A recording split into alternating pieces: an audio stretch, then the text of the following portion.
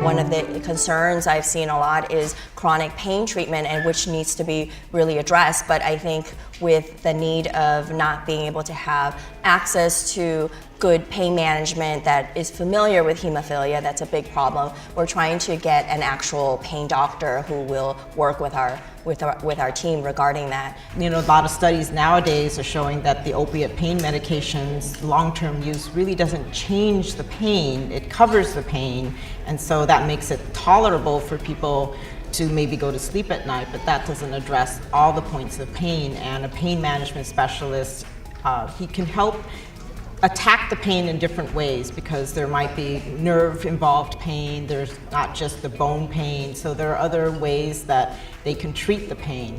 And I think it's important to be able to work with that doctor and to get them to understand what the patients are going through. In some cultures, is the doctor says this, that, and that's it. We cannot question the doctor.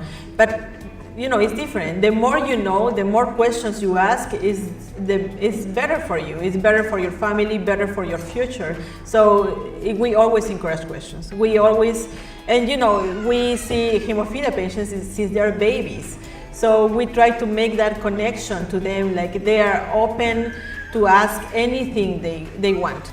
There is some new medications coming out, so for all of us that treat you guys with hemophilia, really in general, inhibitors or not, there's so many new medications out there. It's kind of really an exciting time for me and someone like Dr. Salinas, who just got out of training a few years ago, where we had, you know, maybe 5 or 6 factor products. Now we have so many more, and we're all trying to figure out what we do with them. But with inhibitors, really exciting, some big new changes are being made, and we're hoping that they work so well, and so we can decrease the bleeding and increase their quality of life. Lately, in the last 5-10 years, there are so many new factor A products. It's because of research, and the same is happening in inhibitors. So that's important part of belonging to an HTC. So the patients are aware of what other alternatives are for them out there. You know, part of research or coming new to the market,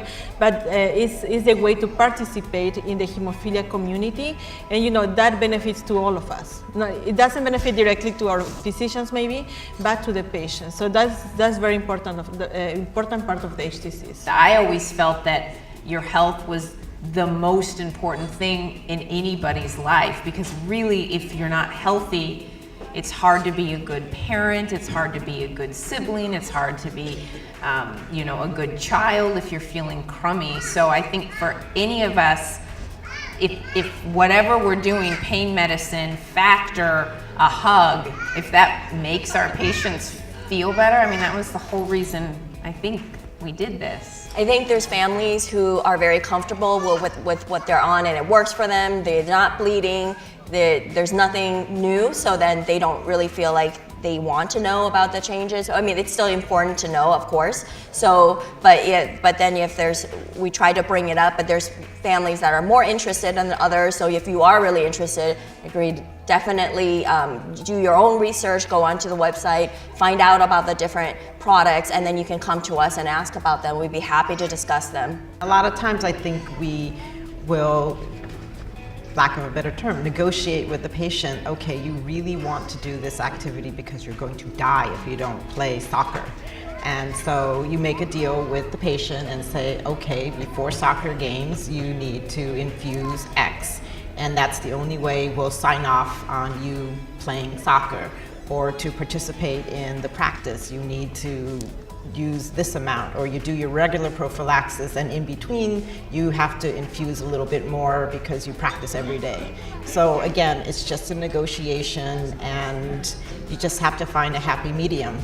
I know. Be responsible, right? Exactly, and then you have to be responsible and own up to it, because you've made the deal with your mom and your doctor, or your dad and your doctor, to do this so you can play this sport.